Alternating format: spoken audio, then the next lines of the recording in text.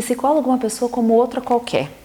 Nós temos gostos pessoais, somos alguém com história, cultura, valores, muito antes de nos tornarmos profissionais.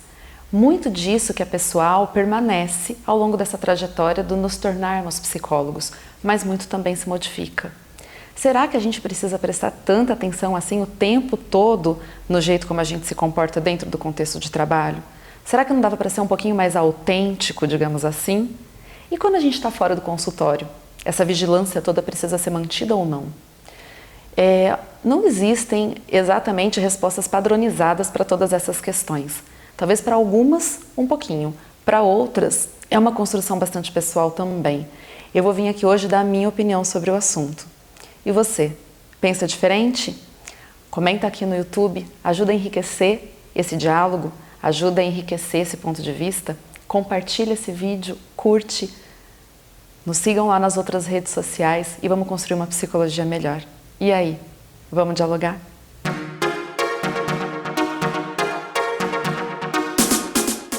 Bom, pessoal, eu acho que esse vídeo pode ser dividido em duas grandes partes, né? A parte que a gente vai falar do comportamento, da postura do psicólogo dentro do contexto terapêutico, dentro do contexto clínico, dentro do contexto de trabalho, e uma parte que a gente vai falar sobre a postura do psicólogo fora do contexto de trabalho. Então vamos lá. Lembrando que não são regras o que eu estou colocando e que a gente também não precisa ficar prestando tanta atenção o tempo todo em tudo e esquecer do mais importante, né? Que é o meu raciocínio clínico, que é me munir do meu arcabouço técnico, teórico, para poder auxiliar aquele paciente na superação da demanda dele. Então, digamos assim, que são coisas importantes, inclusive para atingir esses objetivos, mas também não é uma caça às bruxas, tá? Não estou aqui querendo colocar um manual de conduta, né, para ninguém. Então, são algumas questões que eu penso que valem a pena de serem atentadas, né, que vale a pena a gente prestar atenção, tá bom? Então, vamos lá. Pensando então primeiro dentro do meu contexto de trabalho. Começando numa esfera um pouco mais aberta, do jeitão mesmo, do jeito de falar, de se comportar na interação, antes de falar de um aspecto mais estético, que eu acho que também precisa ser atentado. Então, trejeitos, por exemplo, e vocabulário, eu acho que são coisas que a gente precisa prestar muita atenção. Então, não dá para ficar o tempo todo, sabe, falando assim, tipo, mano, velho, tipo assim, sabe? Não dá, né? Tô exagerando, claro, mas assim, tem algumas gírias, trejeitos, cacoetes, que fica complicado. Por quê? Porque retira a atenção. Pensem em vocês conversando com alguém que é muito afetado no jeito de falar, no jeito de se mexer. Então, assim, a gente só consegue prestar atenção naquilo e fica caricato. Esse é um ponto muito difícil. Eu, por exemplo, sou italiana, né? E eu falo com as mãos. E eu sou careteira. Eu falo, né? Eu faço muita expressão facial. E eu tento prestar um pouco de atenção dentro do meu contexto de trabalho, do contexto clínico, para não exagerar esse meu lado. Eu quase seguro minha mão. Aqui nos vídeos também eu seguro minha mão, tem hora, né? Mas assim, prestar atenção para isso não ser exagerado. Claro, não é para virar uma estátua, não é para ficar se auto-boicotando no seu estilo também. Mas eu acho que é preciso atenção, principalmente em relação a gírias, né? A gente tem que falar de um lugar um pouco mais formal, técnico, mas não incompreensível, né? Mas eu tô tendo uma interação ali que é interpessoal, que é íntima, mas que tem que tender à neutralidade, como a gente sempre conversa aqui. Então, cuidado com muito trejeito, cuidado, cabelo, né? Mulherada, e põe pra cá. E tem gente que tem mania. Põe cabelo pra cá, põe cabelo pra lá, faz coque, desmancha coque, né? Eu tenho paciente que faz isso o tempo todo. Eu tenho hora que ai, para, né? Mas tudo bem, o paciente pode, eu não posso. Então, esse tipo de coisa precisa ser bem atentada. Modo de falar, não ficar usando muita gíria. E aí, claro que tem a parte da adequação da fala para o paciente. Por exemplo, eu atendo adolescentes que às vezes eu fico um pouco mais livre para me utilizar de algumas, não gírias, né? Porque quem sou eu, né? Não sou adolescente, sei lá que gírias que eles usam. Mas, por exemplo, eu tenho um paciente que fala muito palavrão, às vezes eu posso soltar um, nossa, mas foi uma merda mesmo isso, né? Então, dá. Agora, tem alguns pacientes que são super formais, eu não vou soltar lá, nossa, fudeu, não posso, né? Então, cuidado com o vocabulário, cuidado com os trejeitos, para não afetar a relação, para não tirar o foco do que é mais importante dentro dessa interação que nós fazemos no contexto terapêutico. E ainda nessa toada tem a questão do tom de voz também, né? Quando tem gente que fala muito alto e tem gente que fala muito baixo. Eu conheci uma colega de profissão uma vez que, conversando com ela era muito doce. O tempo todo ela falava assim. Eu ficava hipnotizada pela fala dela. Sem brincadeira, ela falava, eu ficava assim. Nossa, como ela fala mansinho, né? É o jeito dela. Eu não sei se isso é um problema, mas assim, eu falo mais escrachada. Só que eu tenho que ter cuidado para não ser muito escrachada. E eu não sei, a pessoa que é muito meiga demais, baixinho demais, coisinho demais, você também às vezes, né, não precisa dar uma, dar uma colocada ali de um jeito diferente. O nosso jeito é nosso jeito, nós não vamos mudar isso. O nosso estilo de ser é o nosso estilo de ser. Não dá pra gente vigiar isso o tempo todo, mas a gente tem que tomar cuidado com alguns excessos e alguns déficits, tá? Ninguém disse que seria fácil. Um ponto que lá no Instagram deu muito pano para manga, que são as vestimentas, o jeito que a gente se veste para ir atender dentro do consultório. O contexto clínico particular, ele é um contexto mais formal, eu penso, né? E assim, eu acho que é interessante da gente tentar optar por vestimentas um pouco mais neutras. Mas quando eu falo neutra, eu não estou falando, sabe, do estereótipo da psicóloga que tem que estar com a blusa com lacinho, sabe? Porque cada um tem um estilo de fato, mas é um cuidado, mas assim, com a mensagem que eu transmito com aquilo. Então, a gente tem um cartão de visita, que é a nossa imagem. Então, eu penso da questão das vestimentas, que tem essa questão do estilo, mas quando eu falo em estilo, eu não estou falando assim, eu gosto de blusa mais... gosto de tons pastéis, não estou falando disso, estou falando de estilo que passa uma mensagem de gosto pessoal para além da vestimenta, mas um gosto pessoal para estilo de vida, tá? Eu penso que isso tem que ser evitado. Tá muito na moda camisetas que passam uma mensagem específica. Algumas tudo bem, tem essas de dicionário que usa agora, então tem lá empatia e o significado da empatia, amizade, o significado da amizade, ok, mas assim... colocar uma camiseta Lula livre, colocar uma camiseta do Che Guevara, colocar uma camiseta com o Bolsonaro escrito mito, não dá, né? Ou alguma outra mensagem que eu transmita que coloque o meu posicionamento sobre algo na minha vida. Isso tem que ser fatalmente evitado. Tem a questão do estar bem apresentado do ponto de vista geral, né? Para além da questão da forma como eu me visto, tem a forma como eu me apresento. Então, homens, por exemplo, né, que tem questão que usam uma barba, as mulheres em relação à apresentação geral, maquiagem, cabelo. Ai, Giovana, como assim cabelo? Não, cabelo limpo, pode estar com o cabelo preso, pode estar sem maquiagem, inclusive eu acho que tudo bem. Mas a gente nunca pode passar uma imagem de desmazelo, né? Quando você vai em um médico, por exemplo, numa consulta com um médico, com um dentista, se você vê a pessoa com uma roupa suja, encardida, cheirando, a pessoa fuma, tá cheirando cigarro, barba por fazer, descabelado, cabelo sujo, parece que a pessoa chegou correndo no consultório. Eu não acho que isso passa uma imagem legal, eu não acho que isso passa uma imagem de comprometimento com aquele momento, né? Não passa credibilidade.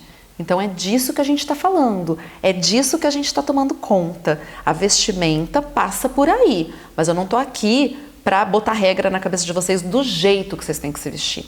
Sejam homens, sejam mulheres, porque a gente fala muito do jeito que a mulher se veste. Lá no Instagram os meninos vieram e falaram, meu, e os caras? Eu tenho dúvida se eu posso ir, por exemplo, atender de bermuda, né?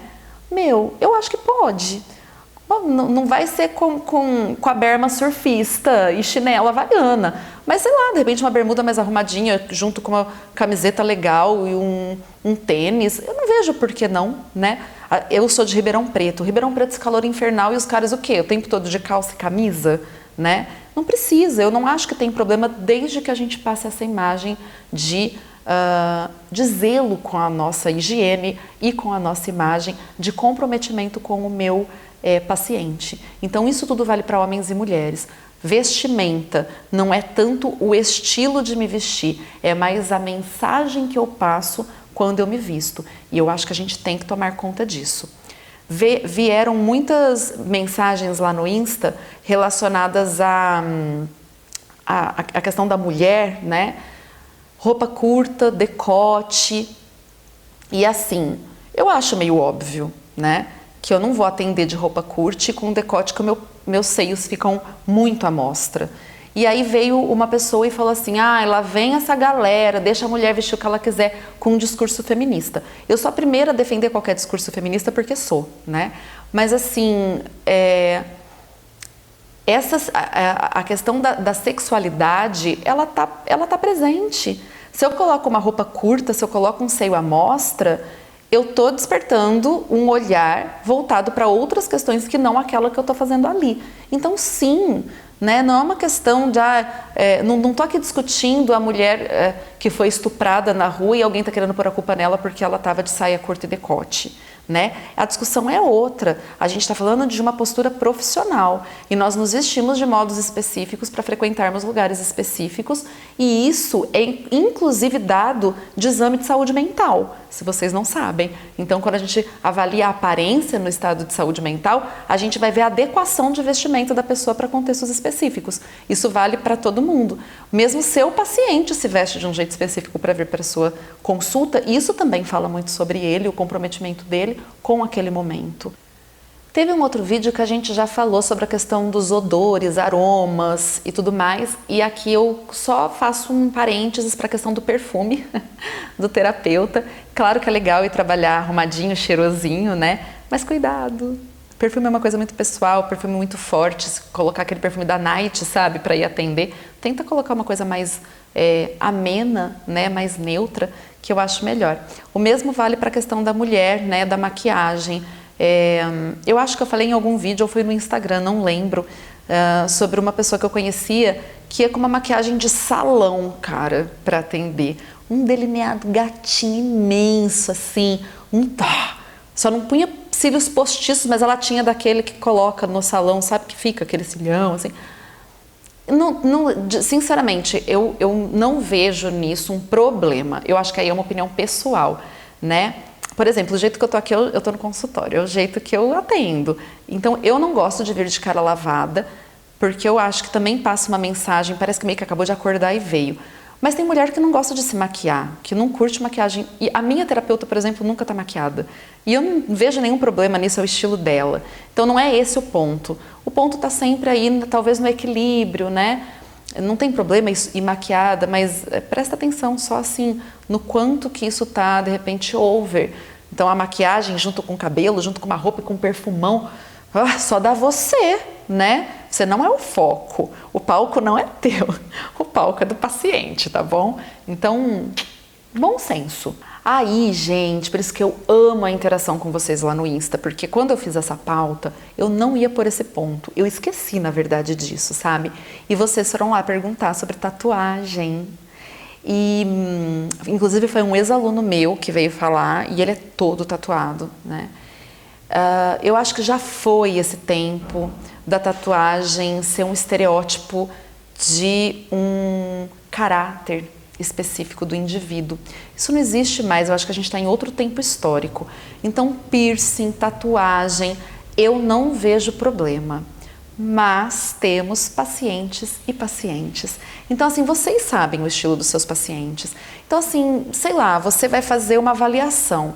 A primeira consulta com aquela pessoa, eu esconderia. Então assim, você tem tatuagem até aqui, eu botaria uma camisa, botaria uma blusa de manga comprida, uma jaqueta, para sentir um pouco que paciente que é aquele, para estabelecer uma vinculação com aquele paciente. Eu tomaria cuidado, mas isso aqui realmente é uma opinião pessoal, porque você pode ter muita tatuagem, isso ser algo muito importante para você, e você pode pensar assim, cara, se ele quiser ficar, ele fica, se ele não quiser, tchau, porque eu não vou conseguir estabelecer uma boa relação com alguém que tenha esse tipo de preconceito. Ok, eu não vejo problema, tá? Mas trazendo para uma resposta um pouquinho mais politicamente correta, tá? Se eu pudesse generalizar, não estou generalizando, mas se eu pudesse generalizar, eu diria assim, não tem nenhum problema, mas existem pacientes e pacientes. Então, vai ter aquele paciente que vai ver problema nisso e vai ter preconceito, e vai ter paciente que não. Então, para alguns eu posso escolher mostrar mais, para outros eu posso escolher mostrar menos, tá? E eu posso escolher não ter aquela relação também. Mas eu só queria marcar esse lugar, sabe? Esse lugar de que nós vivemos um tempo histórico em que isso já não ocupa mais o lugar que ocupou em outro momento histórico, tá? E aí nós temos também a questão das opiniões, né? Eu penso que o terapeuta não pode se colocar no contexto terapêutico colocando as suas opiniões pessoais sobre determinados assuntos, né? Então, política, religião, o que eu penso sobre isso, qual é o meu posicionamento político, qual a religião que eu tenho, se eu sou ateu, se eu sou ateia, se eu sou evangélico, não importa, né? Isso não deve ser colocado. De novo eu trago a mensagem, o mantra da neutralidade, isso é muito importante. Então, a autorrevelação é uma coisa que a gente faz em condições muito específicas. A gente tem no canal um vídeo sobre autorrevelação, corre lá, dá uma olhadinha. Então, a autorrevelação a gente fala da gente para o paciente com uma função terapêutica específica. Fora isso, queridos, o palco não é de vocês, é do paciente. Não importa, né, como você pensa, o que você pensa a respeito desses temas, principalmente esses temas mais polêmicos, tá?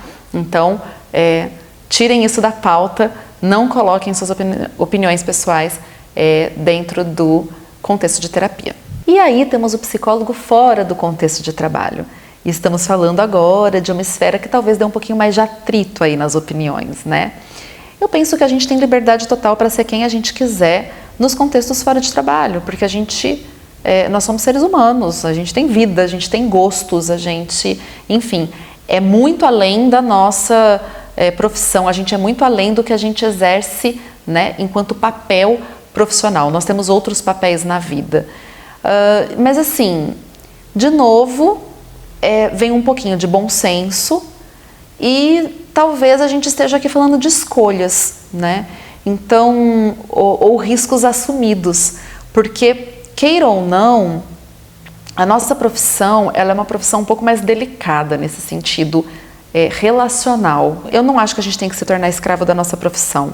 Eu não acho que eu tenho que ir para uma balada e ficar o tempo todo persecutória, pensando se tem algum paciente me vendo ou não. Mas, por outro lado, alguns riscos precisam ser assumidos, né? Então, se eu tô num lugar, tomo um porre, vou subir na mesa e tirar a blusa, de novo meus exageros, né?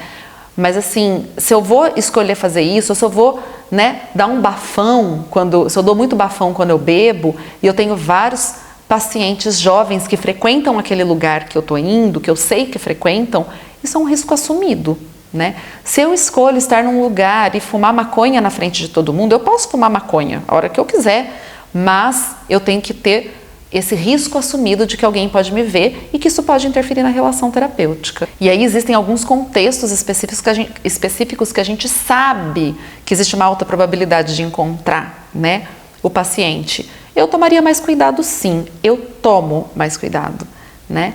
Mas não fico numa vigilância constante do meu próprio comportamento, porque isso seria insano. Então não existe uma regra para isso, existe bom senso. Eu acho que a gente precisa ter liberdade de ser quem a gente quiser nos contextos que não estão, né, associados ao meu ambiente de trabalho, mas também a gente precisa assumir que a nossa profissão tem uma característica muito peculiar, né, de que a gente funciona meio como muitas vezes como um espelho para o paciente, que o paciente muitas vezes vê a gente como super-heróis, pessoas impassíveis de erro, né? O que não é verdade, que não precisa ser reforçado como verdade, mas que a gente também precisa ter aí um equilíbrio, né? entre essa liberdade total de ser quem eu quiser e, nos contextos em que eu sei que eu posso encontrar um paciente, né, vigiar um pouquinho mais o meu comportamento. Ainda dentro dessa vigilância, né, de novo vem a questão das redes sociais. Também temos um vídeo aqui no canal sobre o comportamento do psicólogo nas redes sociais.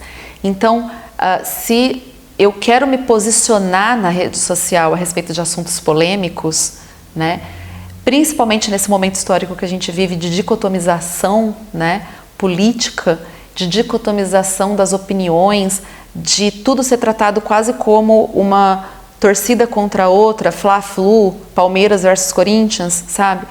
A gente está vivendo esse momento, então quando a gente se coloca na rede social de um modo político, religioso, sobre condutas gerais da vida, que são mais polêmicas, a gente de novo tem que assumir esse risco. Então, se eu tenho pacientes na minha rede social reais ou potenciais, eu preciso assumir o risco de me posicionar de um jeito específico dentro desse contexto, dentro desse ambiente virtual. Eu mesma tenho vários pacientes que mas vários, gente, vários, que chegam aqui e depois falam, eu dei uma stalkeada em você antes de agendar a primeira sessão. Essa prática, ela tá quase universal nesse momento que a gente vive. Não adianta negar isso. Então, eu não aceito pacientes na minha rede social, mas pode ser que alguém que pense em te contratar, em te contratar. Alguém que pense em fazer terapia com você, vá dar uma stalkeada na sua rede social. E aí pode encontrar coisas que façam com que ela não chegue até você. Mas é delicado, de qualquer jeito. Eu fico aqui falando e pensando, eu acho muito delicado, eu não quero fechar essa questão, porque também a gente tem liberdade de ir e vir, liberdade de escolha, liberdade de opinião, mas eu só estou querendo demarcar aqui um espaço de que esses riscos, né, eles têm que ser calculados e assumidos. Algumas pessoas podem escolher que, pessoas assim eu prefiro que nem cheguem, outras pessoas podem querer manter realmente essa tonalidade de neutralidade que a gente tanto fala, e acho que é pessoal no fim das contas, mas dizer que não tem influência também não pode, tá? Tem influência e tem muita. Em resumo, pessoal, finalizando essa conversa, eu acho que a gente tem que deixar aqui muito bem estabelecido que a nossa profissão não é como as outras. A nossa profissão, ela tem esse ingrediente, né, da relação interpessoal ser o elemento central de trabalho, né? É isso que a gente desenvolve quando a gente lida com a problemática do paciente. Nós fazemos parte da condução disso tudo, nós somos vistos como modelo de conduta, né? A gente precisa cuidar disso tanto quanto a gente cuida da nossa formação profissional. Eu não penso que seja nada interessante negar essa esfera, mas ela é uma esfera pesada, ela é uma esfera difícil, né? Não ter essa liberdade, né, de ser exatamente quem eu sou e dane-se tudo, é um peso, mas é um peso que faz parte da profissão que nós escolhemos. Então, precisamos ser vigilantes, né? Precisamos ser cuidadosos. É isso que eu tinha para falar hoje. Eu sou a Giovanna Facchini, esse é o Diálogos Psicológicos. Espero que tenham gostado do vídeo. Gostaram? Curtam, compartilhem, ajudem esse canal a crescer. Um beijo e até o próximo.